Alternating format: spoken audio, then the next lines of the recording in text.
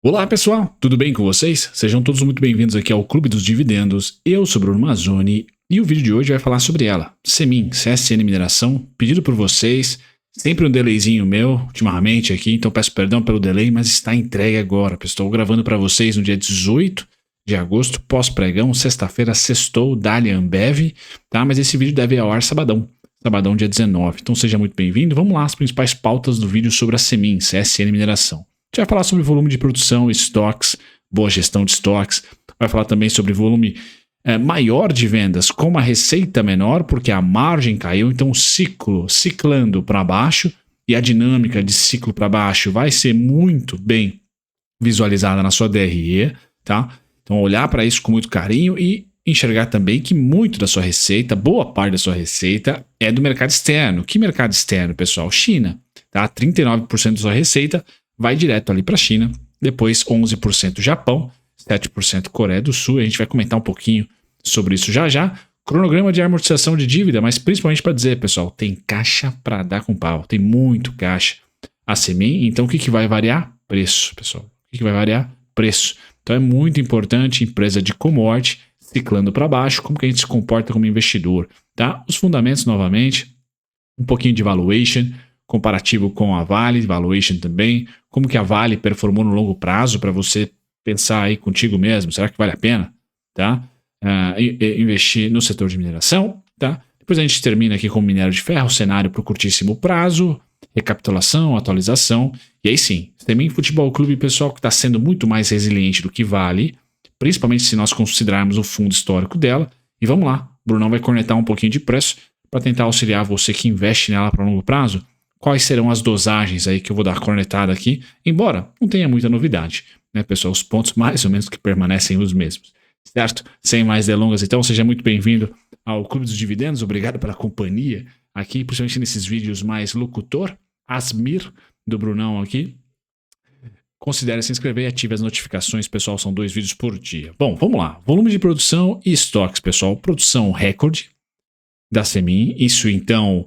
Cada vez menos o minério de ferro tem pressão por demanda e muito mais a gente tem ali uma grande oferta, principalmente vindo de Austrália, que deu uma fraquejada semana passada. Por quê? Porque nós tivemos ali alguns strikes, né? Alguns trabalhadores se reunindo e paralisando, fazendo algumas paralisações, mas isso foi resolvido. Tá? Agora no Brasil é produção em cima de produção. São Pedro ajudou bastante, tá? Então tivemos bastante produção de minério de ferro. A Semin é um reflexo disso, que teve a sua maior, né, os níveis históricos aí do segundo trimestre, aproveitando a sazonalidade do período e ficando 25% acima do trimestre anterior, tá? Segundo a Semin, a normalização operacional na rodovia, aliada ao forte desempenho operacional e comercial, ajudaram a reduzir os estoques. Então, a redução de estoque existiu, mas não muito, tá? Por que eu falo que é uma boa gestão de estoque? Porque aumentou muito a produção. Se você já manda a bala nesse estoque direto, você muito provavelmente poderia ali colocar esse estoque a preço de banana ou a preços não muito atraentes, porque nesse momento o mundo cresce menos e há mais oferta do minério. Tá? Então a produção muito mais forte do que, por exemplo, a queima de estoque. Então o estoque diminuiu um pouquinho, tá? Na especulação ou vamos dizer assim, na expectativa que a reabertura da China em algum momento impacte para positivo esse preço do minério de ferro, que a gente fala já. Então, boa gestão de estoque, ótima produção. Minério é sim um minério, né? Uma commodity que você tem como estocar. Então, acho que está interessante nessa parte. Volume de vendas, pessoal. Um volume de vendas que aumentou bastante, mas, de novo, com a receita menor, o preço menor. Quanto menor, pessoal? 30% inferior ao primeiro trimestre. Então, a empresa já estava ciclando para baixo, com preço de minério muito abaixo de 2021. Tá? Abaixo de 2022, mas nós tivemos no primeiro trimestre um boom, tá? Da China, um boom da China. Nós tivemos a reabertura chinesa, isso trouxe bastante expectativa para o minério de ferro, que teve um quarto tri e um primeiro trimestre, quarto tri 22 e um primeiro trimestre 23 muito bom, mas depois foi esvaziando. Tá? Já no segundo tri esvaziou por completo e nós tivemos aí 30% abaixo então do primeiro trimestre. A gente vê um volume de venda bem superior, tá? Ao segundo tri de 22 e ao primeiro tri de 23, porém, contudo, entretanto, com uma margem menor.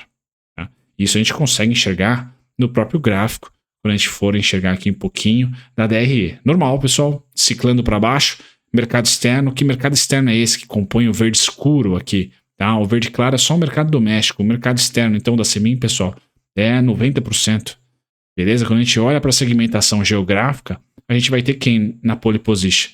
China, com 39%, Brasil, 12%, mas Japão vem com 11%, Índia vem com 7%, Coreia do Sul vem com 4% e outros, bem pulverizados, 27%. Tá? Então, sim, China é importante, pessoal, mas a Semin está conectada aqui no globo. Brasil é um hub muito importante. Hub conecta muito, né, compradores e nós aqui como vendedores de minério de ferro. Qual é a grande trava da América Latina, pessoal? É o custo logístico. Tá? Então, quanto mais nós temos aí a parte multiglobal, né, acontecendo no mundo, mais o Brasil se torna interessante. Tá? Óbvio que uma guerra cambial pode acontecer, né? O Brasil, em algum momento, aí, não vai querer tanto o seu real se fortalecendo, mas a criação de uma nova moeda para os BRICS, por exemplo, pode sanar esse tipo de pepino, tá? Que encurta, vamos assim dizer, esse custo mais alto da América Latina por logística. Você comprar minério da Austrália é muito mais interessante para a China, é muito mais próximo, mas a gente consegue, via desconto, né, vender para a China, e nesse desconto, por exemplo, a Semin, pessoal, mesmo o minério de ferro não batendo $66 a tonelada, foi a média dos preços. Tá? Então aqui, um pouquinho de estratégia da companhia, um pouquinho também de posição geográfica, geopolítica, que seja, tá? A gente mantém a China como principal aqui, a Semin mantém a China como principal destino para o seu minério, tá? Depois é o Japão, Índia, Coreia do Sul e vem todo o resto pulverizado aí abaixo de 4%, mas tem uma composição geográfica interessante, pessoal, o minério não vai deixar de ser usado. Se você tem a tese ali de que países ricos, por exemplo, vão refazer, né? Vão fazer novamente, que assim é melhor dizer, a sua industrialização ou investir em países próximos ou amigos em indústrias interessantes para si, o G7 pode ser não mais a China, mas sim o G7 ocidental, tá? E não a China, a grande protagonista por consumo de minério, porque ele vai estar ali industrializando seu próprio território ou investindo em países amigos ou próximos ali, onde o hub, a logística seja interessante. Tá? E isso vai demandar commodities. Isso é tese, inclusive, que saiu na apresentação de resultados da própria Gerdau. Tá? Então, se vocês quiserem ler lá os termos de reshoring, onshoring, friendshoring, nearshoring, tá? Todos os termos que ali corroboram para um aquecimento mais prolongado dos preços da commodity, não um bom, mas um aquecimento sem deixar aí os preços esfriarem muito, devido a essa expectativa, né, que o mundo tem de uma reindustrialização com a condição atual geopolítica do globo, né, sanções ali dos Estados Unidos com a Rússia e também, né, a globalização sentiu um pouquinho do peso da China ter um lockdown mais prolongado e aí o Ocidente colheu inflação, tá? Então acho que tem motivos de um lado e de outro, tá? Tanto do lado mais Ocidente como do lado mais China, Rússia e Ásia, para se ter mais polos industriais a não ser somente China. E a China dá cada vez mais sinais de que vai focar mais agora numa economia de consumo e menos naquela pujança industrial, até porque já fez. Dívida, pessoal, não há. Caixa líquido. Olha o que a empresa tem aqui. 14 anos de liquidez, tá? A empresa tem para cobrir todas as suas amortizações, tá? Seja elas no mercado de capitais ou de bancos. Então, assim, a empresa está tranquila, pessoal. 14 anos. Você vai navegar aí para uma desaceleração da China e para uma aceleração do Ocidente, muito provavelmente, tranquilo, tá? Tranquilo. Beleza? Desaceleração que eu digo da China em consumo de minério e aceleração mais idiosincrática de alguns países específicos, tá? A depender dessa tese aí da reindustrialização e da multipolarização industrial, não mais China como a indústria do mundo. Acho que essa vai ser uma tônica que a gente vai navegar aí na narrativa para os próximos 2 a 5 anos, tá? Bom, em resultado, pessoal, vamos dizer assim, é simples olhar ciclo, né? De empresa cíclica, de empresa de commodity. Então o super boom ali começou no terceiro TRI 2020 e ele acabou no segundo TRI 2021. Tá? Já no terceiro TRI 2021 a gente percebeu que a empresa sai de 820 milhões em 2020, segundo TRI, navega até o seu ápice aqui do segundo TRI 22 em 2,5 bi e depois escorrega de novo. Ápice de de margem foi 42%, média 25%, 26%, tá? E aí ela começa a escorregar e traz, pós esse resultado de 804 milhões no terceiro TRI de 21, começa a trazer estabilização, tá? Estabilização e a partir, aqui eu deveria colocar de outra cor, a partir do terceiro TRI de 2022, a gente já percebe uma desaceleração, tá? Não só no lucro, mas na margem. A margem começa a despencar. Beleza, pessoal? Então nós estamos desacelerando agora, tá? Por mais que a produção tenha sido recorde, os preços estão lá embaixo, tá? Ou mais descontados do que 2021, principalmente, né? Se eu pegar aqui o gráfico do minério de ferro, fica fácil, visual, né? De enxergar aqui onde estávamos em 2021, tá? Onde estávamos em 2022, pico, e onde estamos em 2023. Então é ciclo de baixa. Natural, eu espero uma estabilização para 2023, tá? Então a gente não deve perder esse fundo, fazer um fundo mais baixo, é a minha expectativa, e navegar aqui como 2016 e 2018, bem lateralzinho entre 85,50 e 123,65, tá? Então resultados muito parelhos que a gente vai olhar na Semin, na minha opinião, agora não é do verde, tá? Para desaceleração. A gente vai ter aqui a desaceleração para aceleração, mas ainda é uma parte amarela aqui dos lucros, que devem ficar menores do que 2021 por mais um tempo.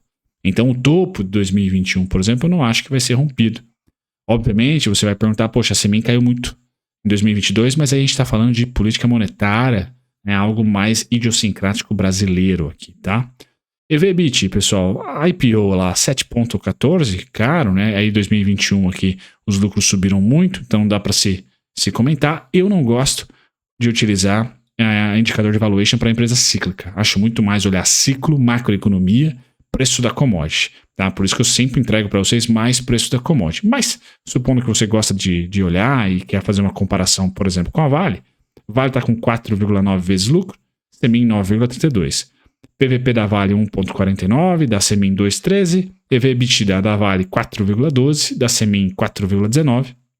Quando a gente olha para a margem líquida, a Vale é melhor, com 27%, o Semin está com 15,75%, dividend yield a Semin dá de longe melhor do que a Vale, 22%, é gigantesco, né? Ambas estão tranquilo, com capital aqui tranquilo, sem alavancagem, e ROICs maravilhosos, de 20%. Mas, pessoal, eu não gosto de olhar, de novo, para alocar recurso.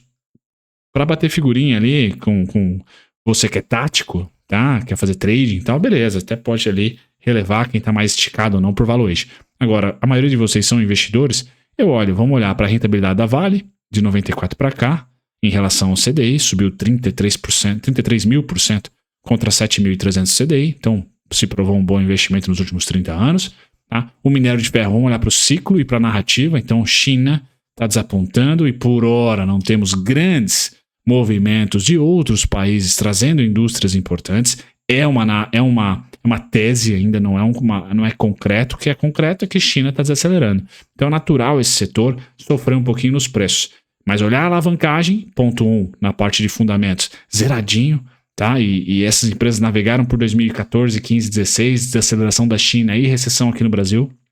Então eu confio bastante, né, que esses empreendedores, vamos assim dizer, desses mercados de commodities estão bem resilientes com o momento atual, bem pés no chão, então não espero algo diferente de conservadorismo para Vale, para CSN, para Gerdau, para Usiminas, tá? Então, assim, não teria esse problema de alavancagem, tá? É mais olhar para o ciclo da commodity, olhando para o mundo, e acho que mais para o Ocidente, menos China, pessoal, nessa próxima década. Seria o meu palpite, tá? Por enquanto é uma tese de países ricos se reindustrializando, não é um fato por hora. Tá? Por isso que eu acho que o minério de ferro, né, para ser objetivo para vocês, não rompe a mínima de 2022 em 2023, porque 2022 a China estava fechada. Então só o fato dela reabrir, eu, na minha opinião, mantém 85,50, 123,65. Tá? Muito parecido com o cenário 2016, 2018, que começou aqui a parar de ceder e aí voltou a subir.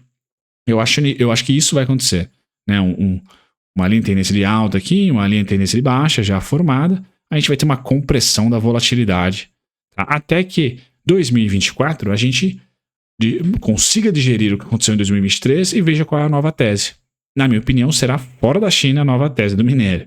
tá? Vamos ver se isso vai se concretizar, mas em 2023 não virá esse boom do minério de ferro, tá? O Politburo quer crescer 5%, me parece que a China vai crescer 5% sem grandes esforços, tá? Não precisa de um super estímulo esse ano aqui para crescer os tais 5%. Beleza, pessoal? E aí eu vou para o final do vídeo para falar da análise técnica, então pouquíssima coisa mudou, tá? Preço teto para holder, eu acho que tem que ser o topo atual, é uma grande barra, né? 4,97, 5,6, 4,88. Tocou lá e segurou por 2 vezes. Agora o desconto, né, da Semin, pessoal, começa nos 3,97, né? Tentou uma vez aqui ficar bastante tempo por desconto, não ficou. Esse é um gráfico semanal, ficou 2 semanas aqui em desconto. Depois já voltou pro caro, pro prêmio. Então 3,97 é sim, pessoal, um momento onde eu, que sou holder, se fosse holder da Semin, voltaria a comprar normalmente, né? Se eu tenho R$1.000, eu compraria algo em torno de 900, 800, né? Ou até 1.000, se eu estou muito otimista, tá? Se eu estou mais cético, vai lá para 700, 600, no máximo metade, tá? Os grandes descontos para ela, tá? Aqueles que já são patamares bem interessantes, que pode haver ali algum tipo de narrativa que faça ser mínima do ano, por exemplo, 3,52, 3,41, 3,29, tá?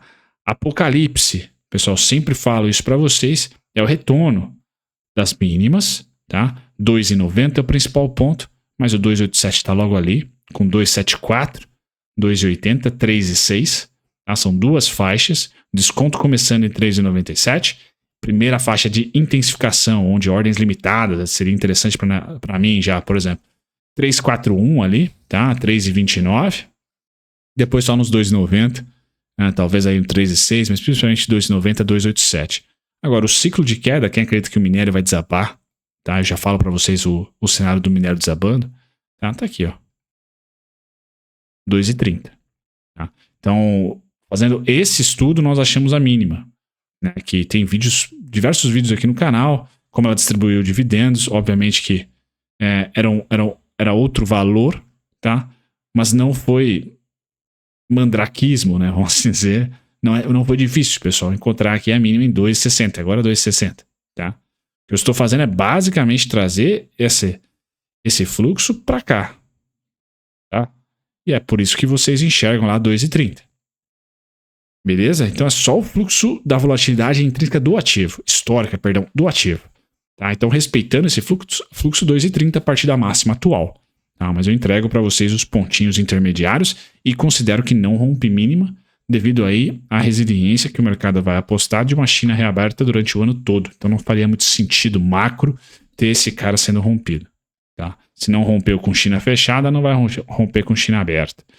Beleza? E o minério de ferro, para corroborar com essa tese da Semin aos 2,30, pessoal, na minha opinião, você tem que acreditar que o minério de ferro vem para mais uma pernada de queda. Tá? Que é o vermelho. 69,10, 61,85, 58,65. E 55, perdão. Não é o meu cenário base. Meu cenário é que a gente para no meio do caminho em 2023. Tá? 2024 a gente olha para o cenário global, para no meio do caminho e carangueja aqui, ó. Fica assim. Legal? Então, se você quiser fazer uma correlação com o minério de ferro, a partir dos 97,40 entra em desconto. Aí você pode andar com os dois gráficos, né? O minério de ferro bateu 97,40, opa, volta a comprar a Semin. Né? Entrou em desconto a Semin até os 85,50. Tá? Assim como quando chegou lá no 113, no 114 ponto do semanal, no 117,40, 120 e 123 ainda não chegou nesse segundo tri. Vamos ver no terceiro tri agora. Tá? É hora de comprar menos. Basicamente isso. Então a gente vai trabalhar com essa consolidação, algo muito parelho com o que aconteceu de 2016 a 2018, até a explosão aqui em 2019. Beleza, pessoal? É isso. Espero que vocês tenham gostado. Um grande abraço a todos. Tchau, tchau.